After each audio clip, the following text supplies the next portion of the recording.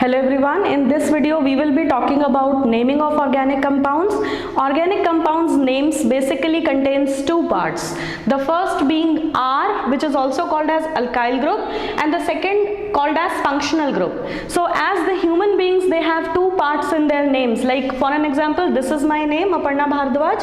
So Aparna is my main name and Bhardwaj is my surname. Similarly, organic compounds name also contains two parts. In the place of the name they have alkyl group, and where we have surname they have functional group. So as our surname tells to which family we belong, similarly the functional group in the organic compounds tells to which family a particular organic compound belongs. So basically we have to talk about individually these two parts, that what is alkyl group, and then secondly what do we mean by functional group. So very firstly, talking about alkyl group. So if we want to know what is an alkyl group, so we can have a very easy and small formula. Alkyl group is equals to alkane minus 1 hydrogen. So in the last videos we have studied about alkanes, so if you want to know you can refer from there. So basically alkanes minus 1 hydrogen is called as alkyl group. Let's take an example. This can be treated as a small formula from which you can take out all the alkyl groups till wherever you wish. Like for an example, the very first alkane is methane. If I take out one hydrogen out of it, I would be left with CH3. That is called as methyl. So you have to just see, this ane is only replaced by this yl. So similarly, if you want to name, then as it was methane, after removing one hydrogen, you will be left with meth. It means the word root part will remain same and ane part will be replaced by yl. So methane, if you want to write the corresponding alkyl group, it would be called as methyl. Similarly, if you want to write for C2H6, by removing one hydrogen, what we are left with? C2H5. which can also be written as CH3CH2. So as it is ethane, so by replacing this part you will be getting ethyl as the part. So this series can be continued. You can write further more members of the alkane family, and by removing one hydrogen you can get the alkyl group. Now looking further, we can say as alkane minus 1 hydrogen will give us alkyl group. This is the knowledge which we have got. So if we further talk about it, then alkanes, their general formula is CnH2n plus 2. So a book tells in these words which I am saying right now, CnH2n plus 2 is the formula of alkane. So if you do minus 1 hydrogen, see this part is representing for the hydrogen. So from this if I subtract 1 hydrogen, I would be left with the formula of alkyl group, which is CnH2n plus 1. So book says the formula of alkyl group is CnH2n plus 2, but according to my trick, it's very easy. If you want to say, if someone asks what is alkyl group, then alkyl group is nothing. You can say it's alkane minus 1 hydrogen. One more thing I want to tell, when we do it like this, then they are called as aliphatic alkyl groups. Aliphatic means the carbon and hydrogen, they are written in simple chain form. So for 11th and 12th classes, this much is enough. And one more thing which you should know, for the cyclic hydrocarbons, we very well know this compound is called as benzene, whose formula is C6H6. So how to make an alkyl group out of it? Similarly, you have to remove one hydrogen and you would be left with C6H5. So as we were saying, from methane we made methyl. So what do you guess? From benzene what we will be making? Benzyl, but no, this is a wrong answer. This is called as phenyl group. This is the difference. And if you wonder, is there something called as benzyl group, then the answer is yes. And for knowing that, we have toluene. It means on this phenyl group only one CH3 is attached. If we remove one hydrogen from here, then we are left with a compound which is this. This is called as benzyl. So by knowing this much about alkyl group, the entire organic chemistry, wherever you want to talk about alkyl group, can be understood very nicely. Next part of the nomenclature of organic compounds is functional group. We have already learnt about alkyl group. So what is actually a functional group? I already told you when I started with the introduction that functional group is serving as the surname for an organic compound. So basically it tells to which family it belongs. I'll be covering all the 4 chapters of organic of class 12th to introduce all the functional groups here. So the very first chapter of organic in class 12th is haloalkanes and haloarenes. What do we mean by halo word? Halo word has been taken from halogens. What are halogens? They are represented by X and they are the members of group 17 of the periodic table. So X may be fluorine, chlorine, bromine or iodine. So if we talk about haloalkane, the R part has to be always there in the beginning, and then in the place of functional group you will be writing X, where X may be fluorine, chlorine, bromine or iodine. If we are saying haloalkanes, then essentially this R is aliphatic. What do we mean by this? I have already explained. Aliphatic means this is like this, CH3, C2H5, so on. And if we are telling haloarenes, then it means this R is aromatic. The formula is same, but the R will be differing, and this would be phenyl group. So this can be written like this, or this can be written like this.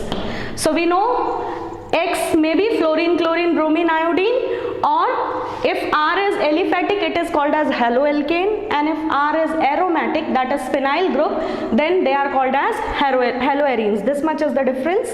Then second chapter in the organic is alcohol, phenols and ethers.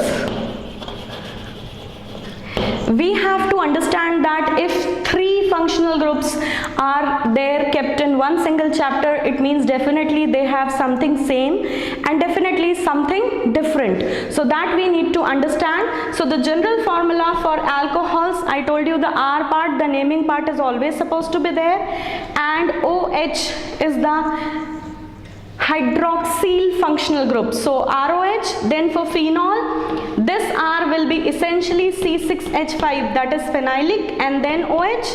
This phenol can also be written as this, phenyl bearing an hydroxyl group. Then ethers, the general formula is ROR, where from 2 sides this oxygen is bearing 2 alkyl groups. So already you know what is alkyl group. So the formula may be ROR or ROR dash. What is the difference between these? They are called as symmetric ethers or symmetrical ethers, wherein both the R are same, and they are unsymmetrical ethers where both the R's are not same. So if I have to write the example for symmetrical one, I can write it like this, CH3 OCH3. Dimethyl ether, both the R are same, and then if I have to write the example for unsymmetrical, I can write CH3 OC2H5 or any other example as per our wish. Then in the same sequence, the third chapter is aldehydes, ketones and carboxylic acids.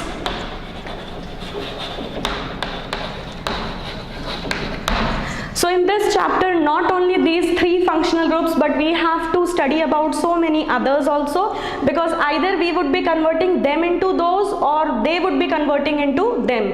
So basically you have to just see what I am doing. For aldehydes, I am writing R. I told you R is always there. Then C double bond O.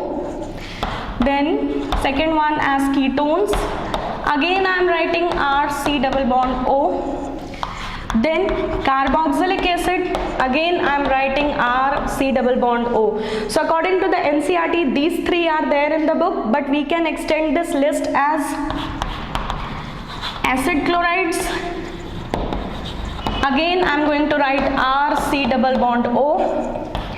Next being acid amides.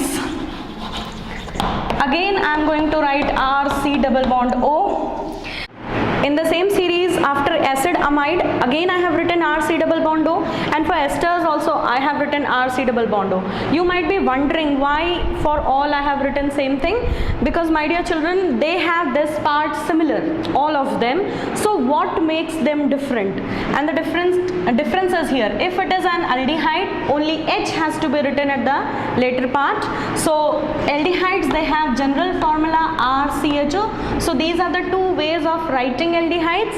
If we are talking about ketones, only to this part you need to write one more R. So if both the R's are same, it would be a symmetrical ketone, and if both are different, it would be an unsymmetrical ketone.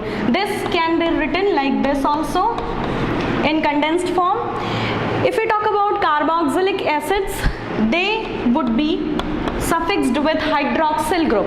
So R C double bond O OH, that is RCOOH is the general formula of carboxylic acids. And for acid chloride, as chloride word has come, you have to write one chlorine atom. So the general formula is RCOCl. So it can be written as RCOCl also. If we talk about acid amide, one NH2 has to be written over here, and it can also be written as RCONH2 in condensed form. And then the last esters, a methoxy group has to be added, or any alkoxy group rather. So if this R is CH3, it would be called as methoxy. So RCOOR, this can also be written as RCOOR. So this is how we can write the formulas of aldehyde, ketones, carboxylic acid. These are the three major functional groups about which we will have to study in this chapter, and these three anyhow would appear at some or the other places. Basically you have seen there was something same, I am just encircling it, this C double bond O appearing everywhere. So children, this is known as carbonyl group. This is known as carbonyl group. And as these all compounds are bearing this carbonyl group, they are also called as carbonyl compounds. So at many places in NCERT you will be finding that in the preparation or in the chemical properties, a word would be written that preparation from carbonyl compounds. So carbonyl compounds means either they are talking about any of these or all of these also, because they all are bearing carbonyl group. Then amines are left as the last topic. Last in the same sequence are amines. Amines are also called as ammonia derivatives. What is the meaning of derivatives? Derivatives means derived from something. So basically, as they are derived from ammonia, they are also called as ammonia derivatives. So we very well know the formula of ammonia is NH3. So nothing has to be done, only one alkyl group has to be added and one hydrogen has to be removed. So if we are adding R, it would be RNH2. As we have added R and removed one hydrogen, so NH3 will be changed to NH2 and R is added. So this is called as 1 degree amine, or we can say 2 as primary amine. In the same, again we have to add one more R and we have to remove one hydrogen. So we would be getting the next one R2NH. As it is having two alkyl groups, this way you can identify that this is secondary, or you can see the functional group NH. Then this would be called as secondary amine. So this is 2 degree amine. And to this only proceeding, if you will be adding one more R and you will be removing one more hydrogen, you will be having the third member of this family, which is called as R3N, or this is 3 degree amine, or we can call it as tertiary amine. So this is how the process goes, and this is how and why amines are called as ammonia derivatives. I hope you all have understood. So basically, before talking and learning about the nomenclature of hydrocarbons, whenever we'll be talking about the case 4, before that you need to revise and learn everything about these functional groups, then only you will be understanding it. Thank you so much for watching. Have a great day.